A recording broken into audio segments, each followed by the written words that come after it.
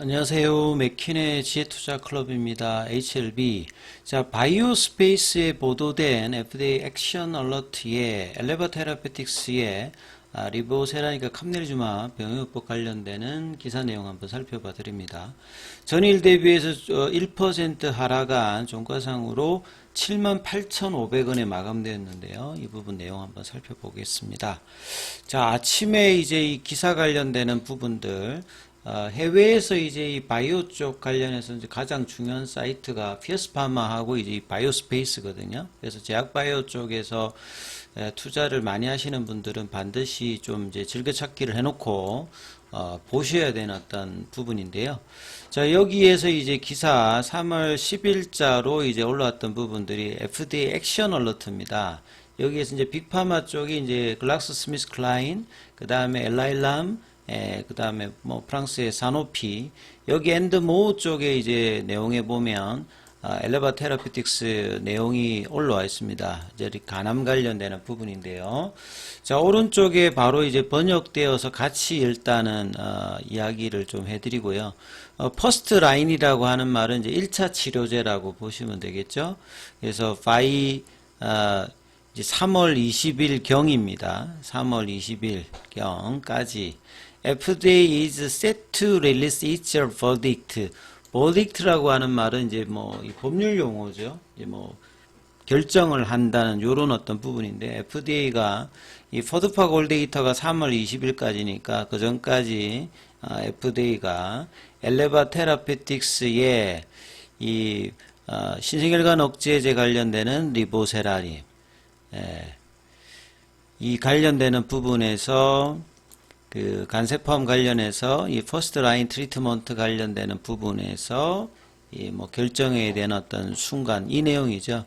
엘레바 이즈 이 컴바인 리보세람 관련되는 부분과 캄넬리주맙 이 병용 관련되는 부분 내용이고요. 그 다음에 리보세라닙의 데이터 패키지가 그 2024년도 이 5월달에 이제 그 작년도 5월달에 이제 CR 레터가 나왔을 때 그 이 시험의 결과가 포함되어 있는데, 이번에 이제 작년 9월달에 그 리서브션 할 때는 전체 이제 그 OS값 평균값이 더 높아져 있는 23.8개월로 지금 올려놔 있는 상황이죠.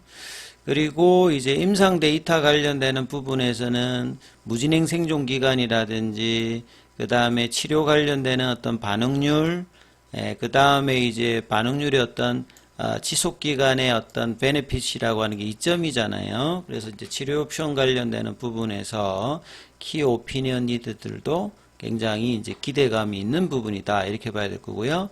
그래서 엘레바 테라피틱스는 처음으로 이제 시도했던 부분들은 2023년도에 이제 5월달에 NDA 신청을 했다는 말이고, 그러한 부분이 엔디드 이너 리젝션, 그러니까 작년도 이제 5월 17일에 CR 레터가 나오면서 이제 홀드가 되었던 부분들, CRL이 나오면서, 그래서 이제 FDA는 이제 이런 부분들을 지적한 거겠죠. Manufacturing problem, 그 3자 공급 업체의 제조 문제와, 그 다음에 에즈벌레즈라고 하는 말은 이 비모 인스펙션 관련되는 부분이고, 요거는 이제 11월 달에 이제 끝났던 부분이고, 결국 이제 매뉴팩처링 프로블럼은 그 캄넬리주맙의 이제 CMC 관련되는 부분을 이야기하는 거고요.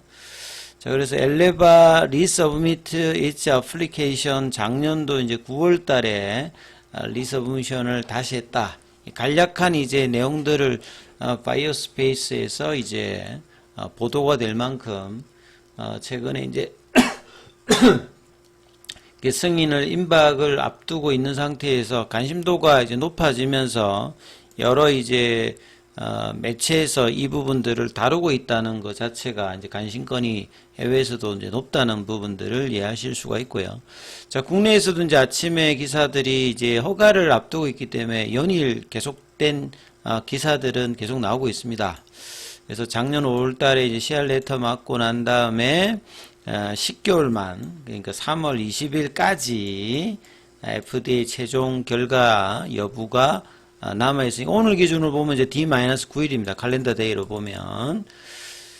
항서제약의 캄넬리주막과 이제 병용으로 돼 있고 5월달에 NDA 신청을 하고 작년 2023년도 7월달에 파일링 통과를 하면서 본심사로 들어갔고, 그 다음에 작년 진양군 회장은 이제 리보세라에 관련되는 부분들은 특별하게 지금 문제가 있는 게 없습니다.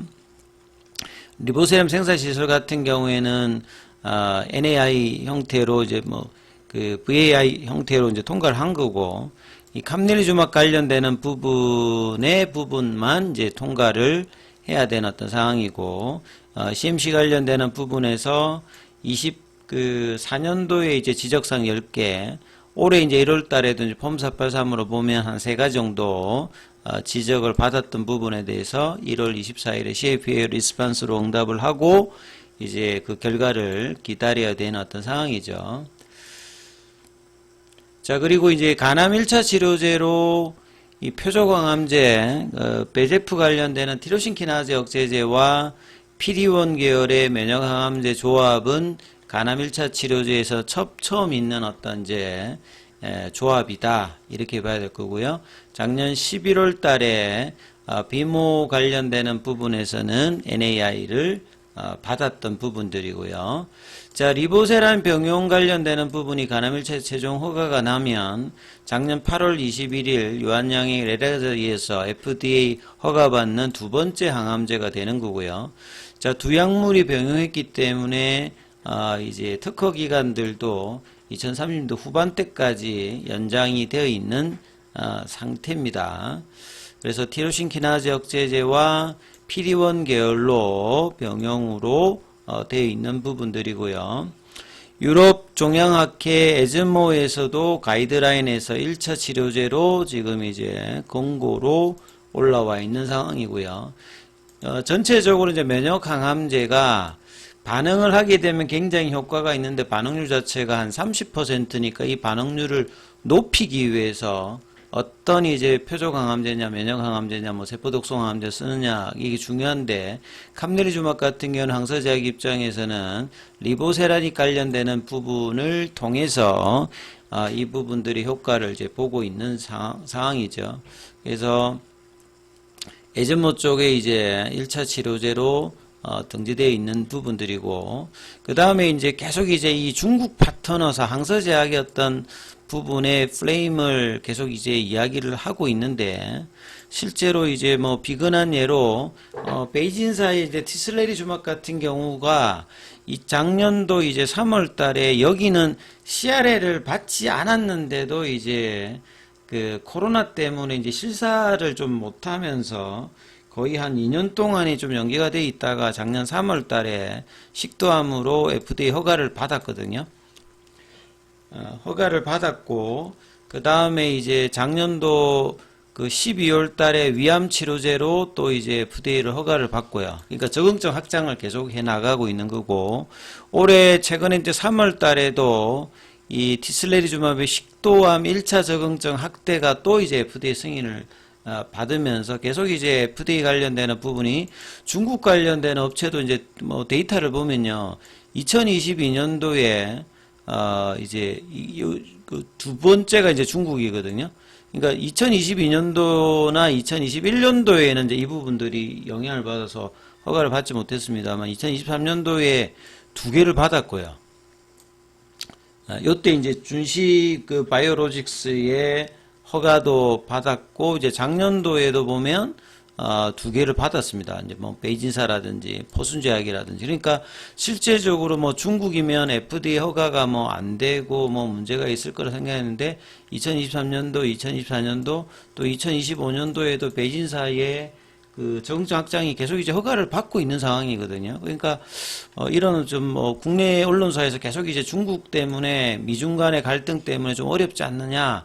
이거는 이제 실질적인 팩트하고는 전혀 지금 관계가 없음을 계속 알 수가 있는 부분들이고요. 자, 중국 쪽에서는 장서제약 같은 경우는 이제 0.33% 약보합세 흐름을 보였고, 중국 쪽에서도 이제 이 에즈모 가이드라인에 등재가 되면서 그 캄넬리주막 관련되는 그리고 항서제약 기사들이 이제 계속 이제 나오고 있는 어떤 부분들인데, 요건 이제 중국 쪽 기사입니다. 중국 쪽 기사로 에즈모 가이드라인의 어떤 부분들이 들면서 이제 병원에 실질적으로 그 허가가 되지 않아도 이제 오프라벨 관련되는 부분이 가능하고, 허가가 되면은 매출에 연관되는 부분들이 크게 증가할 것이라고 지금 예상을 하고 있고요. 자, 이러한 부분들이 결국 항서제약의 글로벌 진출, 글로벌 진출 관련되는 부분에서 FDA나 EMA 관련되는 부분의 어떤 기대감을 계속 이제 표하는 어떤 내용들의 부분들이 나오고요. 그리고 이제 시장 수요 측면에서 이제 전 세계적으로 간암 환자들은 매년 뭐 이제 뭐 90만 명, 100만 명 정도가 나오고 있는 상태이고, 중장기적으로 이제 이 부분들을 보면 침투율 자체를 30%, 40% 보고 있다. 오늘 이제 국내 기사에서도 이제 그런 어떤 점유율 관련되는 부분이 나오고 있는데, 비건한 예로 이제 유한양행의 레라자 관련되는 부분들도 요것도 이제 뭐 그 폐암 쪽 보면 기존에 그 나오고 있는 약물의 한 50% 정도를 예상을 하면서 이제 존슨앤존슨하고 유한양행이 이제 목표를 하고 있는데, 이 간암 관련되는 부분에서도 이제 이런 어떤 기대치는 특별하게 뭐 이상한 건 아니에요. 그리고 이제 국제시장 점유율 관련되는 부분들도 이렇게 하고 있고, 매출 관련되는 기대치가 위안합니다만, 요것도 뭐 계산을 해보면 그 100위안 같으면 대충 계산해보면 한 2조 정도로 지금 보고 있는 거거든요. 여기도. 요거는 뭐, 일단 이제 회사의 어떤 IR은 아니고, 이제 현지 이제 기사 관련되는 부분에서 뭐 이렇게 예상을 한 부분을 본다라고 하면, 여기에서도 한 뭐 2조 대니까 상당히 이제 긍정적으로 일단은 보면서, 이제 뭐 기대한다 이런 내용들이 현지 기사에서도 나오고 있다. 이렇게 좀 참조를 하시면 될 것 같고요. 자, 그리고 이제 공매도 쪽에서는 오늘 1595주, 그 다음에 공매도 순보유 잔고 기준으로는, 지난주 이제 금요일 기준입니다. 지난주 금요일 기준으로 다시 이제 290만 주대로 250만 주로 이제 줄었던 부분, 300만 주대에서 이제 줄었던 부분을 다시 이제 현물 매도세로 이제 잔고 기준은 한 290만 주대로 올라왔던 부분들이고요. 대차거래 쪽에서는 상한보다는 체결이 오늘은 훨씬 더 많은 부분들을 지금 보여주고 있는 상황이죠. 그래서 차트 흐름을 이제 보시게 되면 어제 연봉이 나왔기 때문에 페일러를 만들기 위해서는 오늘까지 뭔가 돌리는 흐름이 나와야 되는데, 페일러 관련되는 부분의 극복은 오늘 나오진 않았습니다. 장 초반에 아침에 그 분봉상으로 보면 한 5% 흐름들이 나왔다가 바로 이제 이걸 연속하지 못하면서 장중에 83,800원대까지 올리면서 양봉 흐름을 바로 내었거든요. 거래량 실어서. 근데 그 다음에 연속된 양봉이 나오지 않으면서 다시 이제 시가 부근까지 내려갔다가 8만원 언더에서 이제 거래량 줄이는 흐름을 보였다가 이제 보시면 78,500원 종가상으로, 그래서 78,000원은 일단은 뭐 깨지는 않았는데, 요 이제 2월 24일에 81,000원, 8만원대 이 부분들의 회복은 종가상으로 이루지는 못했습니다. 근데 이제 시간에는 한 400원 정도 올려서 78,900원대 이런 흐름을 좀 보이면서 좀 뭐 아쉬운 흐름은 계속 보이고 있죠. 그리고 오늘은 이제 공매도 창구인 이제 신한 쪽에서 매도가 아주 이제 뭐 도드라지게 나오면서 이제 압박은 좀 있었습니다만, 시장 대비해서는 그렇게 뭐 많이 밀리진 않았어요. 근데 이제 양봉을 내지를 못하고 어제 연봉의 시가인 85,000원대였던 도전을 아침에 살짝 하고 5일선 이평선에서 좀 저항을 받으면서 갭다운 원봉을 일단 마무리를 했던 부분이다. 이렇게 좀 보셔야 될 것 같습니다. 자, 그리고 장중에는 무료 텔레그램방이 운영되고 있습니다. 영상 아래 링크 참조해 주시고 문자로 안내가 필요하신 분들은 남기시면 안내 드리니까 참조해 주시면 되겠습니다.